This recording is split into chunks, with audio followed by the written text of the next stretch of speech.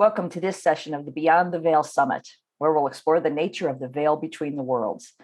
I'm Lisa Bonnies, your host, and my guest for this session is Marie Manucherry.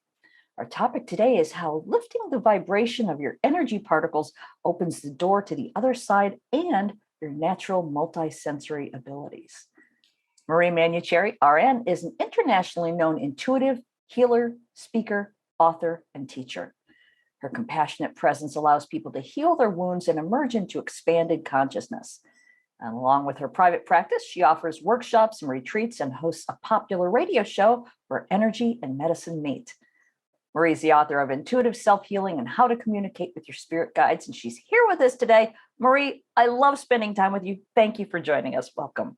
Oh, thank you, Lisa. Of course, I love spending time with you as well. Yeah. And we've got a really fun topic today, lifting the vibration of your energy particles to open the door to the other side. And now I know that this is not an unheard of concept, but for some reason we still struggle with it. Why is that? And what can we do to change that? I think it has a lot to do with our mind, and we want our mind to give us all the information that we need. And yet I believe that the mind is a very limited organ, beautiful, and its job is huge and important. And I believe its only priority is to help us with logical needs and answers. And yet, even when someone's trying to use their intuition or to communicate with a loved one or heal their body, they're using their brain. They're trying to analyze it and process it. And intuition is never going to be logical. It's never going to make sense. It's never going to be what you think it's supposed to be. And that's what we need to be looking out for, is the solutions and the answers that don't make sense to the logical mind. Okay. All right. That does make a lot of sense. But why is the mental mind's communication with us supposed to be just about pure logic? That just seems such a pain. Well, you're right. It is. It's because we live in a physical reality. So when you and I cross over, our brain will not come with us because we won't need it. But I mean, just for you and I to get on to Zoom today, we had to do several different things. We had to prepare, eat food, put clothes on, read, maybe familiarize ourselves with whatever we needed to talk about. I had to put my dog in a crate, give him treats, make sure that my focus is on so that we don't get disrupted by phones and other things.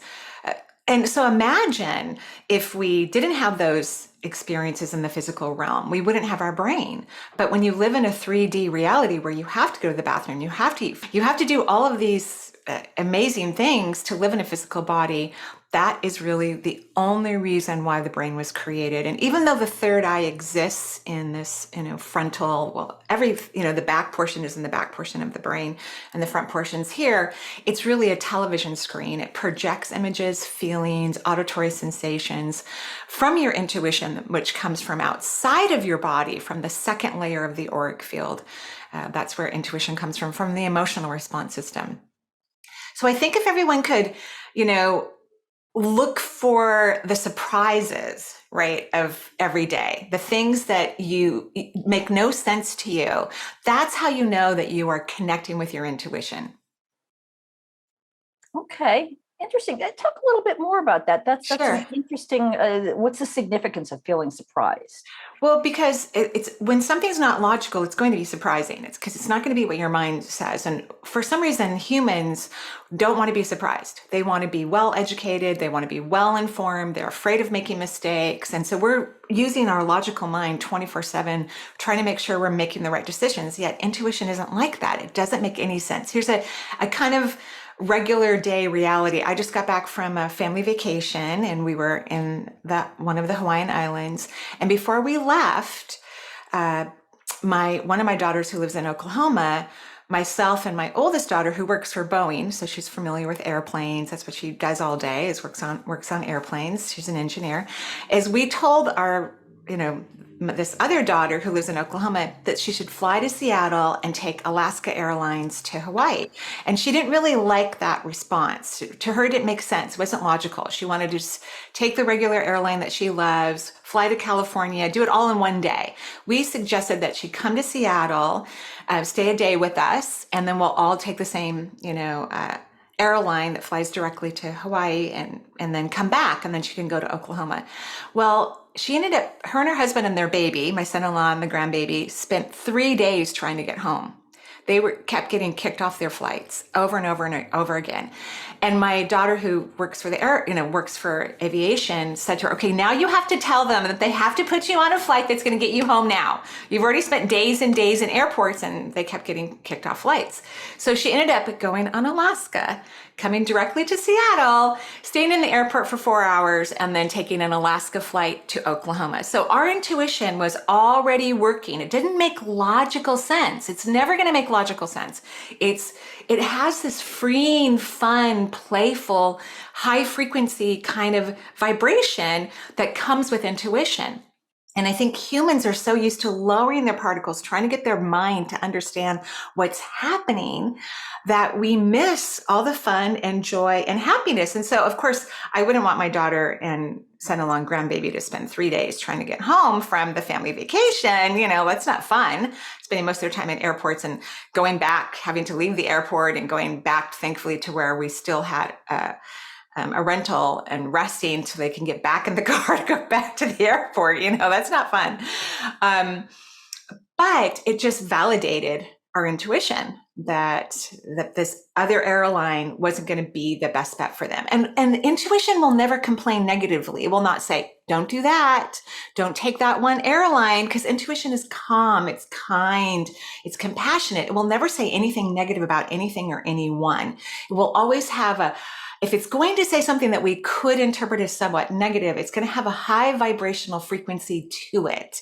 It'll actually be very compassionate and kind, because our higher selves see the world in a very different perspective, in a very high vibrational perspective, which humanity can't access when they're in their logical brain trying to understand life or talk to their departed loved ones. It lowers our vibration when we're in our intellectual mind, and then we miss all this fun, interesting, phenomenal experiences, and we don't get surprised every day.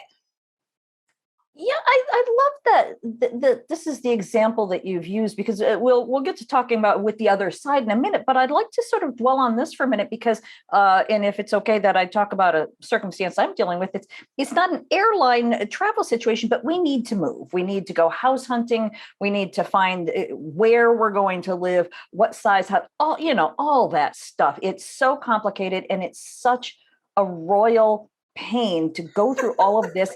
And I know from my past experience, this is not my first rodeo. Every time that I just sort of allow it to happen, Right. we end up moving into a place that's beyond what I could possibly have expected, in the perfect place. But in the meantime, in the months leading up to that, there's all this turmoil and anxiety and angst, et cetera, like you were talking about with your daughter going through. How can we step out of our logical daily life minds to just allow it to unfold so that we can just let it happen? Such a great question. And I hope you don't mind. I'm going to bring up your departed friend that you and I had a very short conversation with once. I don't think it was a live conversation. It was just something we had personally towards the end of a summit. And you had a friend who passed away, who died of cancer. And she came in while we were talking. And I said to you that she was working on letting go. And you kind of didn't like that response. You said, "No, she let go. She avoided conventional medicine and tried to do everything naturally." And what I wanted to say to you at the time, and she came to me today earlier already in preparation for obviously our conversation, is that letting go means really letting go. It doesn't mean like choosing a certain form of healing and being stubbornly attached to it is not letting go either. And what I want to say about that is, because she's your friend still, even though she's on the other side, of course, you probably have a lot of things in common. This is why you were good friends. And so letting go probably isn't your favorite thing. Yet I think letting go is the most highest form of human spiritual activity. And it requires a lot of practice. You have to literally stop thinking about it. You have to distract yourself. You have to tell your brain to stop overthinking, analyzing, and processing this whole idea of a move, because you're not getting the answers of the solutions that you want. You are a very intuitive person yourself. So you know what it feels like when you have that locked in moment, when you know what you need to do, or the perfect house shows up, or the perfect opportunity, and it hasn't happened yet. So you have to let go and surrender and just focus on the present moment, which was always beautiful and perfect and amazing, just like your friend's working on letting go on the other side, because she was adamant that she was not going to use conventional medicine. And it doesn't mean that conventional medicine was the answer, but when you let go, you get surprised. You find out what the answers and the solutions are. So letting go is an important aspect, and then we can be authentically happy, because true happiness really only exists in the present moment. It doesn't exist in the house that you're going to find down the road, or where you're going. Yes, when it all happens and comes together, that'll be very fun for you, and you'll be delighted, and it'll be wonderful. But it's not going to happen faster until you learn to let go. You literally have to manage your mind and not overthink or analyze about any of it. Just like your friend, although I think people leave at the perfect time for them. And maybe that's what the letting go is really about for her too, is to die more consciously. I've been at the bedside of a few people, not very many people die consciously. And it's the most amazing, fun, interesting, powerful experience for everyone in the room, including the person who's leaving their body. It's remarkable. It's just absolutely remarkable. Wow. And what's just as remarkable is that my friend Glenna that you're talking about, she passed many, many, many, many years ago. So she's not in my daily thoughts, et cetera. But just this weekend, she's been coming to mind a lot. I've been thinking a lot about her. So it's interesting, isn't it? That she should happen to come up in this conversation. She's obviously sort of paying attention to what we're doing. Thank you for bringing that up. So now that we've talked about the real world, et cetera, and intuition, so why is it that intuition, including meaningful communication with loved ones that have passed, as we mentioned, why will this never make sense to our brains? I wish everyone would just be happy about that. I find it exciting. I mean, I look at the brain as this beautiful organism that's here to help me to make sure that I have some tea available so I can take sips while we're chatting, and that I turned the lighting on correctly this morning, for this video. I think if we stop giving so much responsibility to the brain that it can't actually provide for us, we're going to relax about it. I think we need to look at it as a separate organism. Like, I don't expect my ovaries to digest my food. I don't expect my ovaries to digest my food. I don't expect my liver to affect my skin positively. I mean, it does, because it gets rid of toxins, but it's really the collagen in my skin and the fascia in my skin and tissues that actually help my skin to be super healthy. So I think if we can just let go of the mind and let it be what it's supposed to be and stop trying to make it something that it's not, then we can let go of this human condition. Because to me, the human condition is trying to get the brain to do things that it's not created to do. That's what's slowing us down, and that's what's not allowing us to get the comfort, the closures, the healing, all the things that we desire and that we're completely capable of receiving.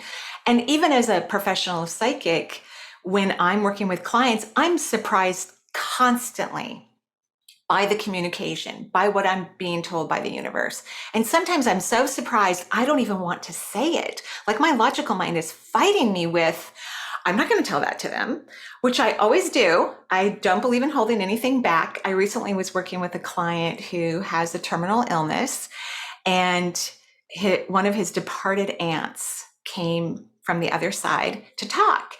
And this is an aunt that he absolutely loved. This was our very first session, with this person. And I say we, because I always believe it's the universe and me and everybody else in the conversation. And the aunt said, tell him I will be his tour guide when he crosses over. And I didn't want to tell him that, because my job is to help him to stay longer in his body and, to perhaps heal some of what's going on with his body. That's part of my job. And so I kept going, oh, I'm not going to tell him that. I just don't want to tell him that. But of course I did.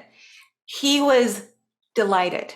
He had the opposite reaction that I thought he was going to have. I was surprised twice by her comment and her suggestion of what she wanted me to tell him. And then I was surprised again by his response. He was delighted in such a way that I could see his energy, because I was watching his energy the whole time we're having the conversation. His energy actually improved. It gave him a sense of relief that he doesn't have to worry about the other side whenever he decides to depart, which could be much longer now, because of this response that I communicated that I didn't even want to communicate because my logical mind was against it.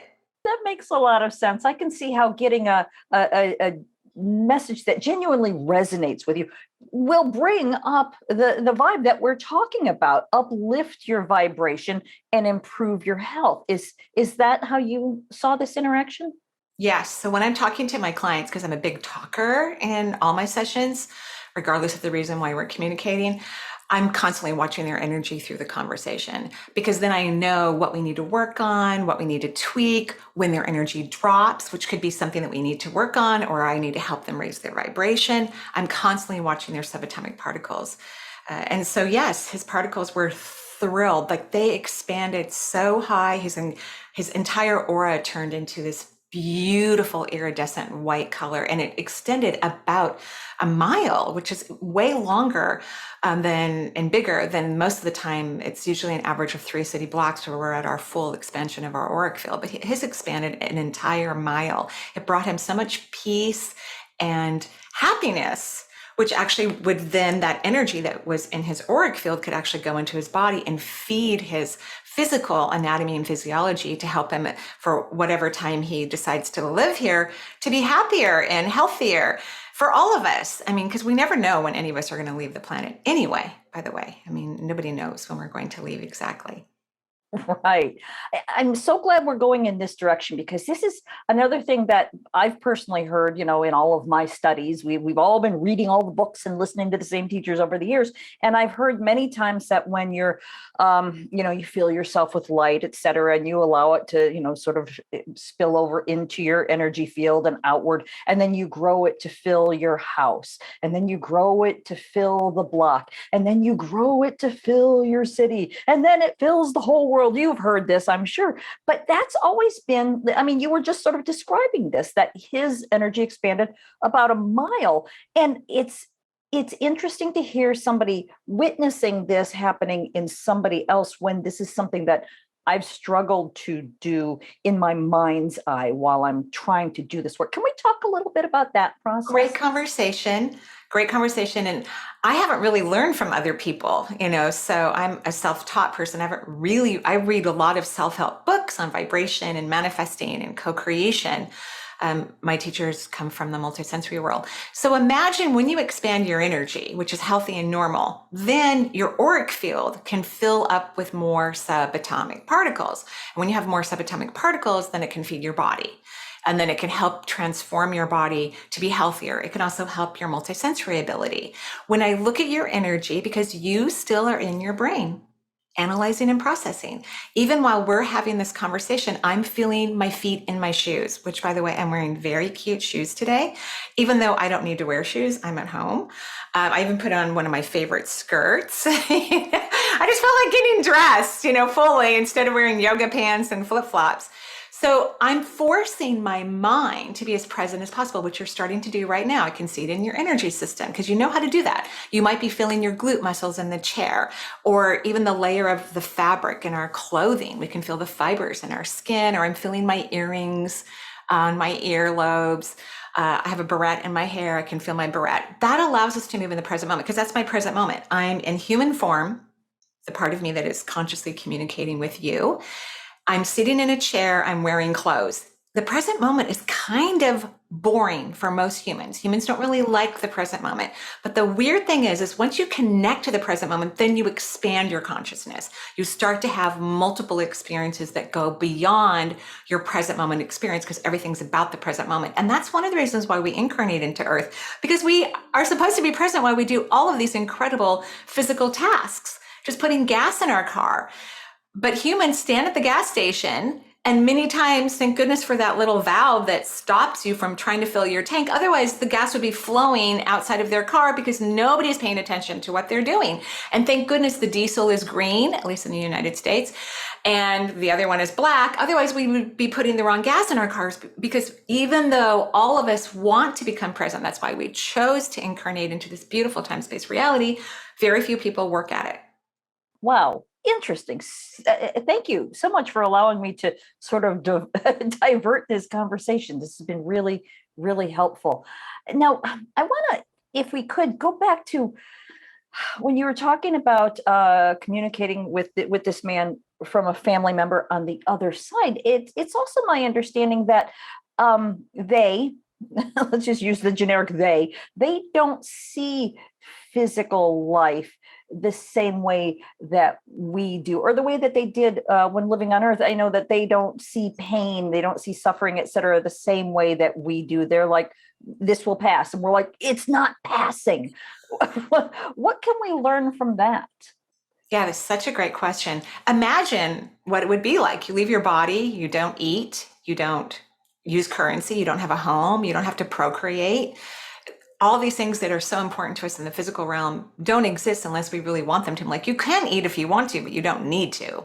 Like, you don't have an intestinal tract, so you're not going to digest food, but you can do whatever you want. You can imagine whatever you want.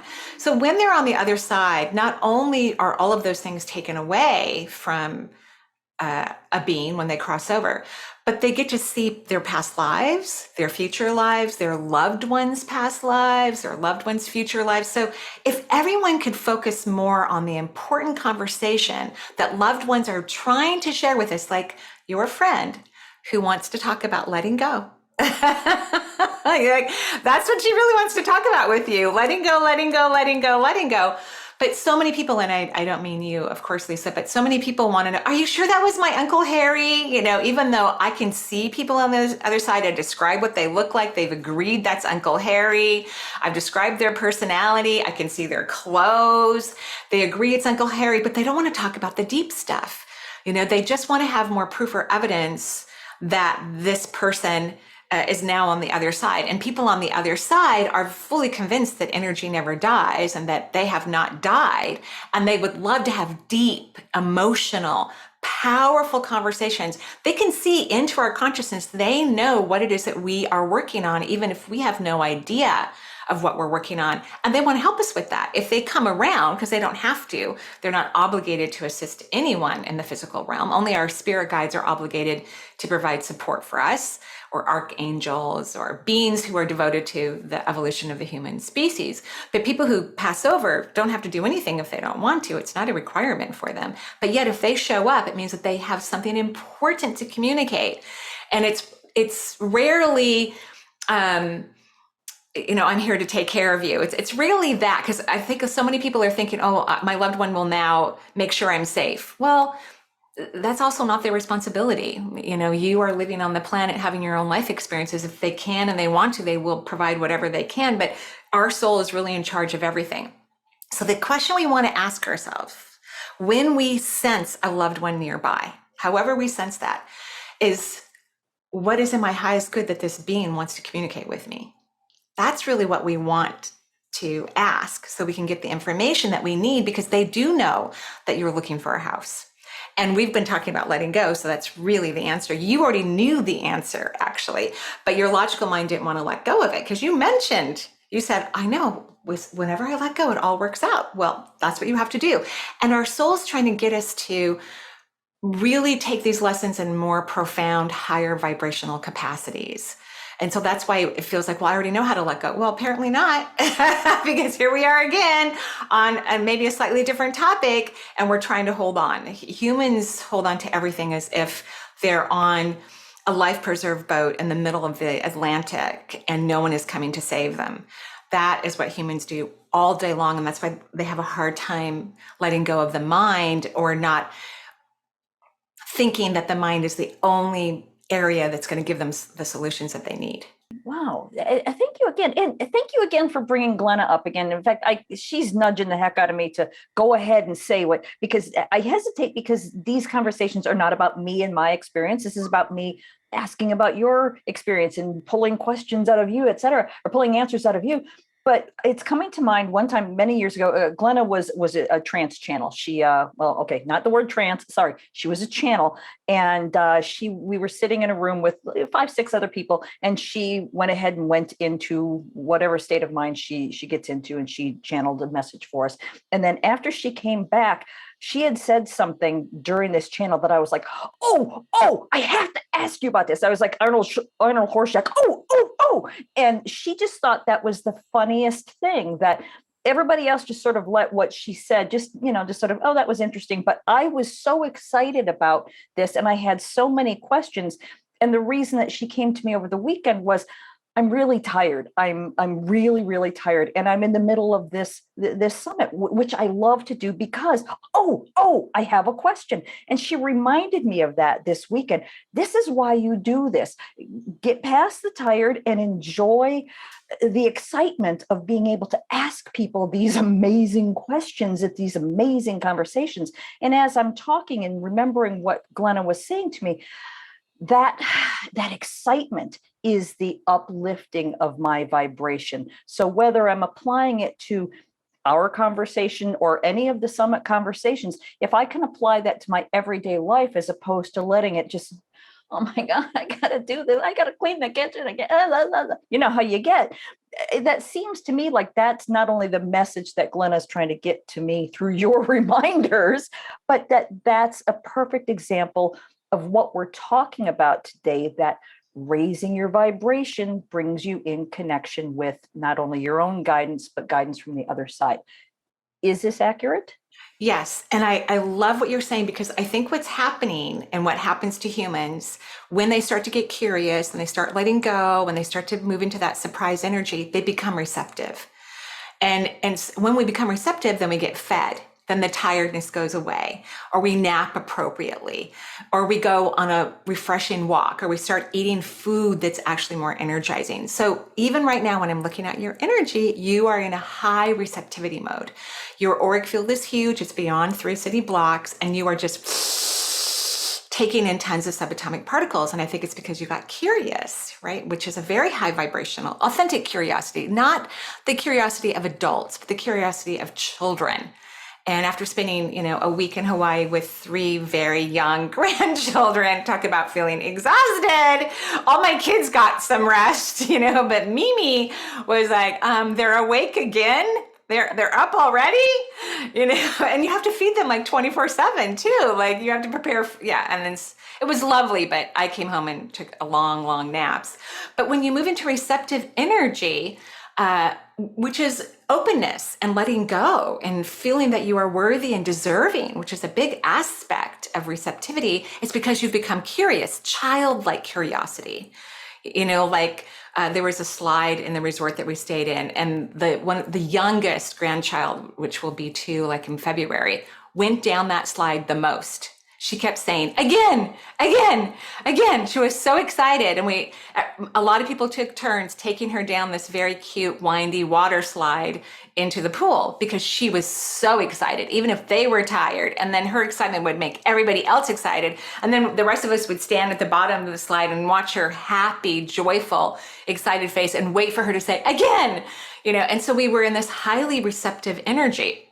So when you can get curious and let go, you start to receive subatomic particles. You expand your human energy system, you take in particles, and that's what also allows us to communicate to the multisensory world, because they are definitely living in that vibration. And the more we step into it, then we are more open to receiving and understanding their conferences that they're having with us, even when we don't know that they're having them with us. Right. Now, I also understand from, I've listened to your classes and some of your radio shows. And once I heard you say something about that they don't want to spend a whole lot of time dealing with how, that they're still able to communicate. They'd much rather express what they're able to, I guess, experience for with this limited human language. Would you talk a bit about that a bit? Sure. Even the aunt that I was talking to, of this client of mine whose health issue, was challenging. The aunt just kept saying over and over again, tell this person I'm the tour guide, I'm the tour guide, I'm the tour guide. So beings on the other side remember, especially our loved ones, they remember what it's like to be in human form. Like they remember the challenges that we've had, the challenges that they had. They know that the majority of our perception of our challenges is inaccurate, that nothing's wrong, everything is really okay, and that there's incredible solutions to every choice and decision that we're making or desire that we have, but we're not going to find it in low vibrational frequency. It doesn't exist in low vibrational frequency, only more mental. Well, that didn't work. Okay, now that's not working. Okay, that's not, where we're going over the checklist. That's low vibrational energy. So if we raise our frequency, then we can hear the solutions from our higher self, from our loved ones, whoever's coming across. We can hear that type of experience. So it's just imperative that we, instead of, so many people want to make sure their loved one's okay. Well, dead people are fine. They don't have any problems. Remember, they don't have to eat, go to the bathroom, work, none of that. They're perfectly fine. They're surrounded by creation. They can see God, source, goddesses, whatever terms a person wants to use. They don't feel lost or bewildered, and if they do at any moment, they have access to information that is very empowering to them and resolves things very, very quickly for them. So I think we need to stop worrying about, are they okay? Are they all right?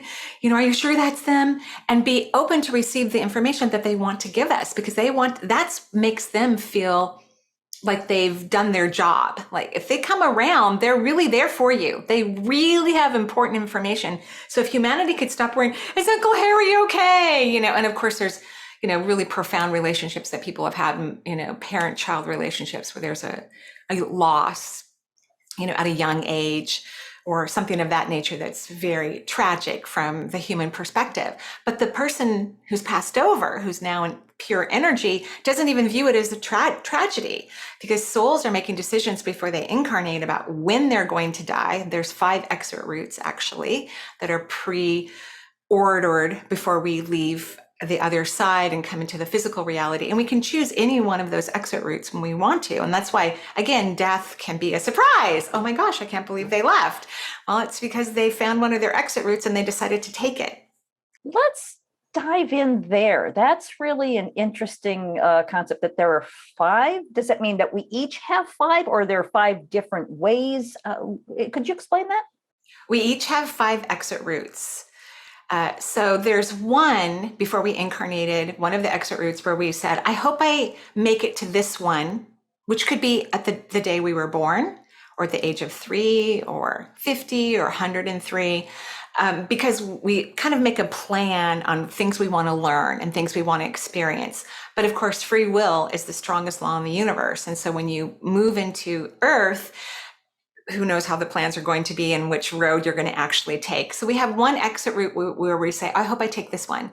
But there are many other routes that occur along the way. And I'm sure you yourself, Lisa, have probably had an experience where you could have died. I certainly did. I had a blood clot in one of my legs when I was pregnant with my last child. And I wasn't a nurse yet. So I had taken some prerequisites, but I wasn't in nursing school yet.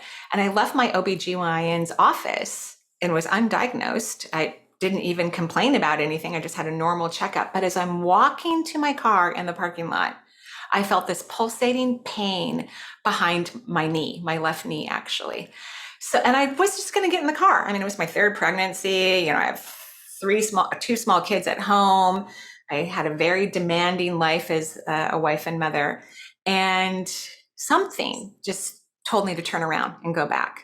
So I hesitated for a while, but I finally did turn around and went back. And sure enough, I had a blood clot. I had to be on bed rest for a while.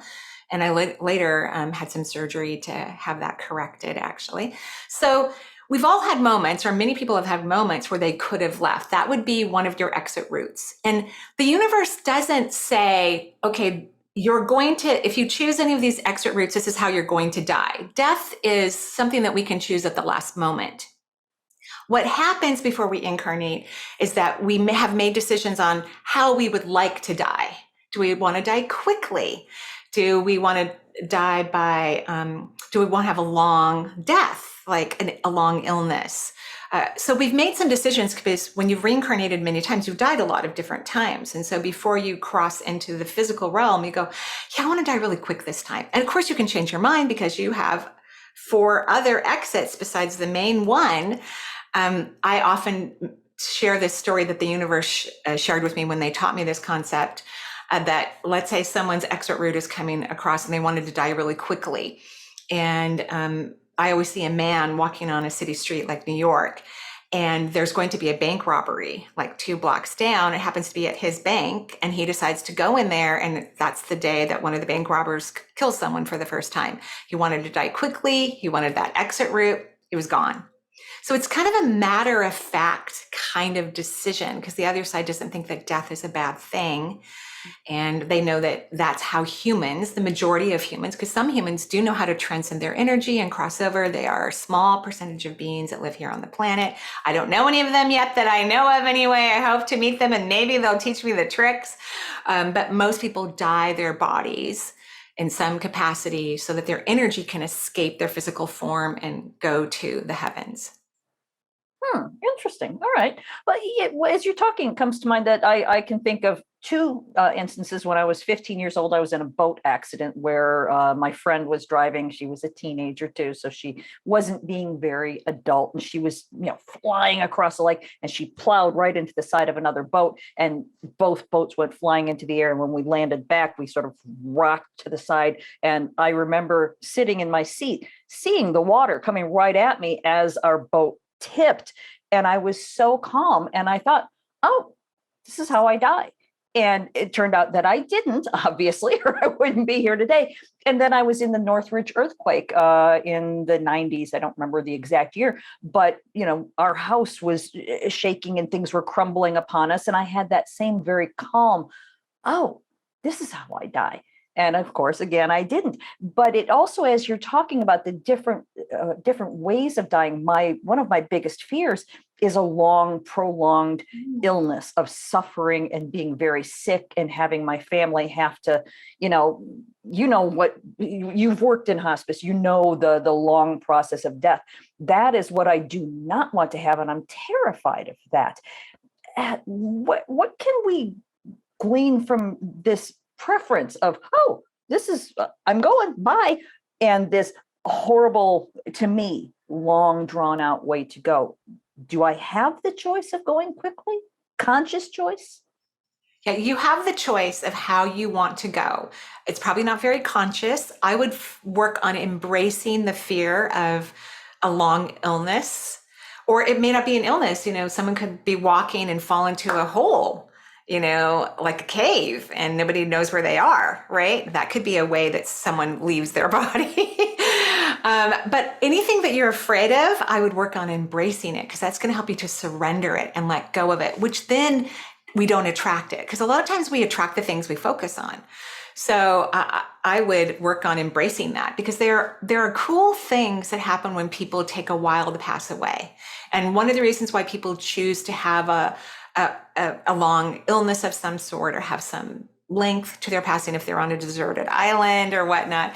But most of the time, it's so that their loved ones will get used to them leaving the world. They, for whatever reason, feel some responsibility, or maybe if they incarnated with people from a previous lifetime where they died suddenly and no one got used to it, that they may choose that so that their family members get used to their body decaying or having problems, that they are at peace when they finally leave their form, more so than being shocked by a sudden release of their energy. And then sometimes some people don't do, not you, of course, Lisa, but some people don't do a lot of conscious inner work when they're living their life.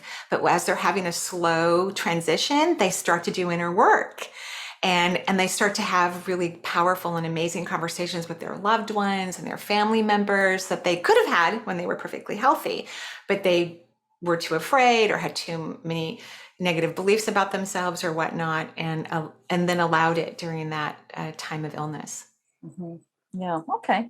Thank you for answering yet again another one of my personal questions. I appreciate your allowing me to go there.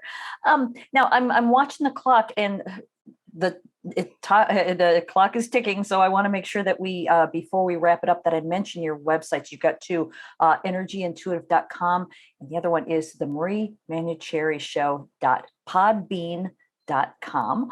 Tell us what we can find on either of those websites. Sure. Well, you can always go to my energyintuitive.com and find out about courses that I teach on my platform and courses that I teach for the Shift Network.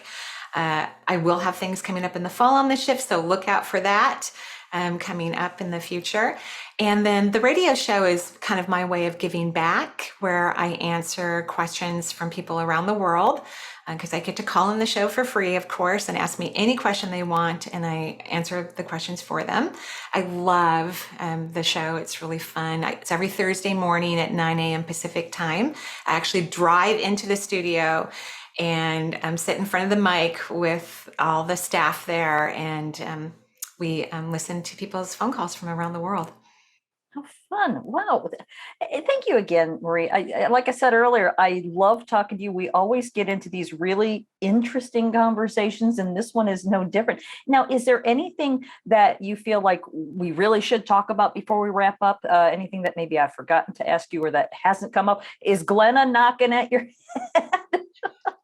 Glenna is kissing you all over your face. She's so excited because you now are going to let go of this whole house thing. You will. And then you're going to find something miraculous. She goes, I'll be haunting you in the new house because it's just going to be super, super cool and interesting. Look for like a wide foyer, or some sort of wide entryway, or maybe when you are at the front of the door, you can see all the way through the house, but look for something like that, or whatever the property is that you purchase. I think what is most important, and we did talk about it, is this whole idea of receptivity. And one of the ways to do this, my guides taught me this, because I work on receiving energy all the time, and at work it's super easy for me and super fun. But in my personal life, just like everyone else, it can be a little bit more challenging. And so my guides were teaching me to draw energy out of the ocean and the moon and the sun and the mountains when I was flying, because I love to fly. It's one of my favorite things to do, is to be in an airplane. And I was surprised by how strong the energy is. I usually take in energy from trees and grasses and flowers, but from oceans and moons and suns and mountains, I also think we have a little bit of separateness from those things because they're such big bodies of energy that we don't have a lot of emotional connection with. And other than we admire them enormously and I think they're very cool, but I don't think there's a lot of like, oh, I don't want to take energy from the trees around my house or from the flowers in my yard. I mean, I never think that. Nature loves to feed humanity, but a lot of empathic, highly old souls don't want to take energy from anything. So maybe start imagining that the moon is feeding you and visualize subatomic particles coming into your auric field, or the sun is feeding you, or mountains are feeding you, or oceans every day, multiple times a day. And perhaps use the what if question. What if I'm a master receiver? And I think that will heighten people's energy so they can have those conversations they're looking for with their loved ones. I really like that. What if I'm a master receiver? Wow. That's pretty powerful. Thank you, Marie. That's wonderful. Thank you so much. You're welcome. It's my pleasure. Wow. So, Marie, thank you again. I would love to stay on the line with you forever, but we can't. So thank you for being with us today. I really enjoyed this. Thank you so much. It was my pleasure too, Lisa, and have fun in your house hunting. I will. I have let go. All right. I want to remind everyone I've been talking with Marie Manucherry, and I want to thank everyone for joining us. I hope you enjoyed this conversation in the Beyond the Veil Summit.